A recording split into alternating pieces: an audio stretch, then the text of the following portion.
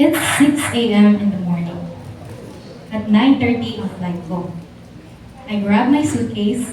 Siyempre, nag-greetation ako bago ako lumabas ng bahay. I am 30 years old now, a registered nurse dito sa Canada. I have my own house, car, and anything na pinangarap ko na kung magkaroon dati. Also now, living a happy life. Chinek ko ang mga gamit ko, if it's complete. At dinala ko lahat ng mga kailangan ko sa car papuntang airport.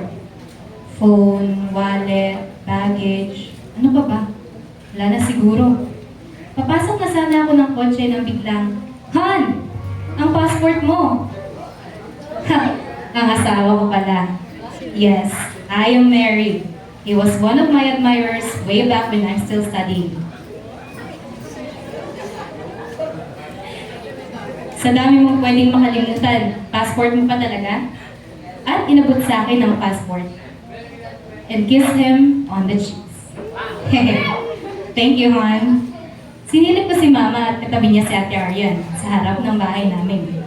Ngumiti ako sa kanila at buhat ni Mama ang anak namin ang asawa ko. And yes, I am now a mother. Lumapit ako sa kanila at kissed them goodbye. Goodbye, anak. Mommy will be back after 2 weeks, okay? And I kissed my child. Uuwi ako ng Pinas to meet my loved ones. 8:15 a.m., I arrived at the airport. Nang makasakay na ako ng eroplano, I gazed down at my view at paglingan ko ulit sa harap, ay nakita ko ang isang flight attendant na nagsisafety demo. Ang ganda naman na to, sabi ko. Maya't maya pa ay nalaglag ko ang librong binabasa ko dahil muntik na akong makatulog sa habang nagbabasa. Inabot ito sa akin ng isang flight attendant na saktong nagde-deliver ng snacks. Thank you! Ang gaganda talaga ng mga FA dito, sabi ko sa sarili ko. Tinignan kong mali ang mukha niya nang ma-realize kong, Cherry? Here's your book, ma'am. She smiled at me. I met Cherry Mendoza again, but now as a flight attendant. Sa naiya lumapag ang eroplano. Nilapag ko ang mga baggage ko at nagunat-unat ng kaunti.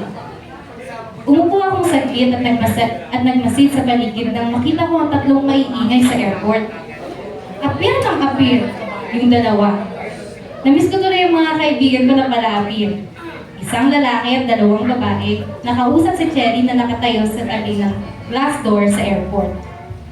Ang ingay talaga tumawa ng lalaki. Lumingonit ko sa likod at pagkakita ko, ay what?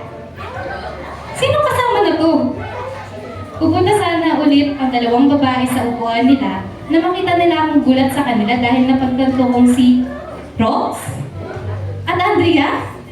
Sumigaw sila papunta sa akin. Sumunod naman, Hana! Long time no see! Kamusta ka? Tanong nila sa akin. Sumunod naman si Ivan na mukhang nagulat rin. Eto, saya na sa buhay. Si Roxini Guansing na successful architect na laging may post katabi ang luxury car na Porsche niya. Si Andrea Bataica na laging may post rin kasama ang students niya at engagement ring niya. At si Ivan Orara na walang sawa sa math, isa na ang accountant. Saan ba kayo pupunta at dito pa kayo napadpad sa NAIA? Tanong ko. Dito lang kasi may available na flight papuntang Thailand. Sagot naman ni Ivan, magbabakasyon pala sa Thailand tong mga to. Nagpaalam na kami sa isa't isa dahil paalis na ang eroplano na sasakyan nila. Palabas na ako ng airport at napag-desisyonan kong magstay muna sa malapit na hotel. Nang tuluyan na akong makalabas ay nakita ko ang tatlong guwapong mga nakasalamin. Umupo muna ako sa upuan na malapit sa kanila dahil puno ang ibang upuan. Napatingin ako sa gawin nila at biglang nalaglag ang shades ng isa mula sa tuktok ng kanyang ulo. Pagkapulot niya nito, napatingin ako sa kanyang mukha at biglang, Samuel!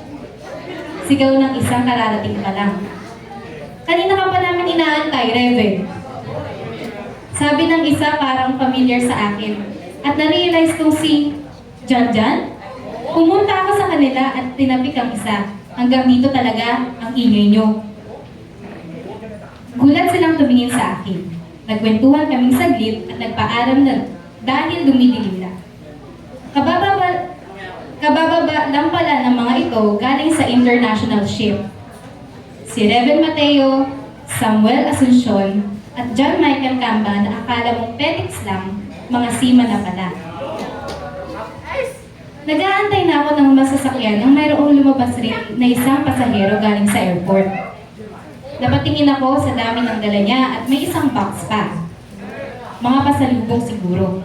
Lumingin siya sa gawin ko at nakita ko si Jello. Nakita niya ako at binati.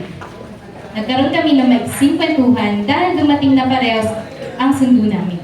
Si Angelo Bongo na isa na palang OFW. Nang makapasok na ako sa hotel na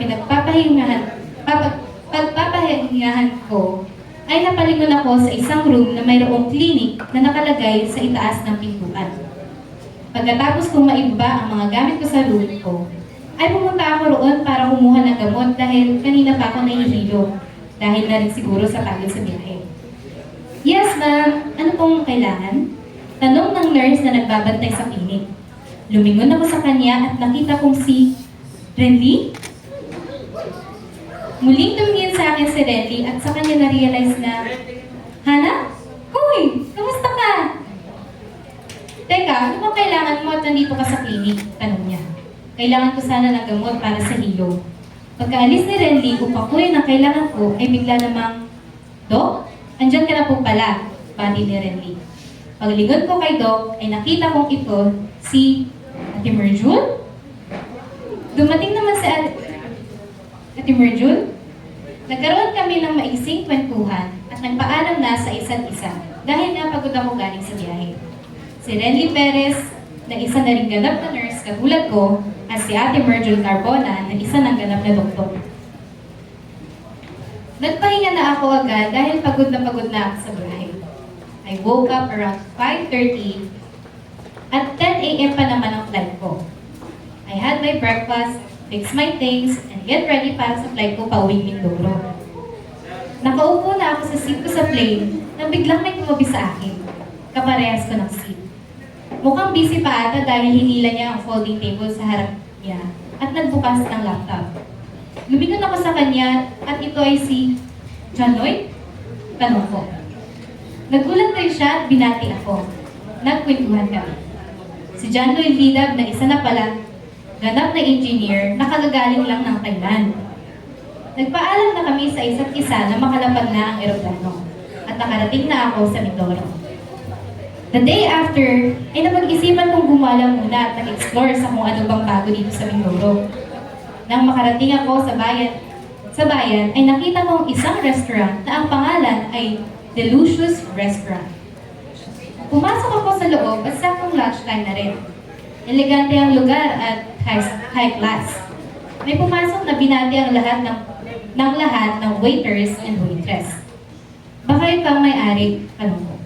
Tumayo siya malapit sa akin at nakatagilid. Pinagmasdan ko ang itsura ng lalaki. Mukha siyang familiar kaya tinitigan ko ng mapagkanto kung siya si Luis. Lumingon siya nang marinig ako. Binati niya ako at saglit kami nagkwentuhan. Nagmamadali siya dahil mayroon pa raw siyang appointment na pupuntahan kasama si John Mark Chongson, na partner niya sa isa pang business. Si Luis Andre Chongson at John Mark Chongson na isa na palang mga ganap na businessman. The day after, I messaged Lysel Pasyon na isa ng accountant para mag-mall kami since matagal-tagal na kami hindi nakikita. One week later, today is our reunion. Grade 10 batch 2023 to 2024. Umuwi lahat ng galing sa ibang bansa. Yung iba ay nag-leave muna sa work. Nagkita-kita kaming lahat.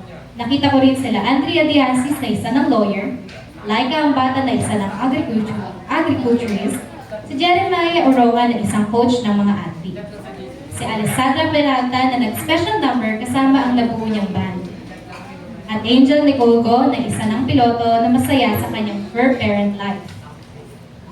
Nag-aya ng mag-summer ang ilan para tignan kung sino pa rin ang magagaling kahit nasa 30s na kami, at nagkaroon ng konting activity sa reunion. Dumating naman naman si Cesar Silio na isa ng army at mayroon nang naipatayong school sa kanilang community. Kasama sina Filomeno Sunggalong na isa ng pastor at mayroon nang naipatayong simbahan. Si Jayan Lumawig na isa ng guro at nakapagpatayo na rin ng school sa kanilang community. Si Giselle Piligrina na isa ng guro at naghahanda na para sa kanyang pagiging principal. I secretly wipe my tears. It's 10:15 in the morning. 2 weeks after. I'm on my flight, pabalik ng Canada. I secretly wipe my tears remembering the scenarios during the reunion. Ang saya-saya, knowing na successful na lahat ng kasama ko throughout my high school journey. I'm on my flight, pabalik sa Canada nang biglang, "Ladies and gentlemen, good morning. Welcome on board. This is Captain Pulingo speaking and I have some information about our flight. Our flight time today we'll leave at 10:30 a.m. and our estimated time of arrival in our destination is 11:30 p.m. I also want to remind you that Abraham Lincoln once said,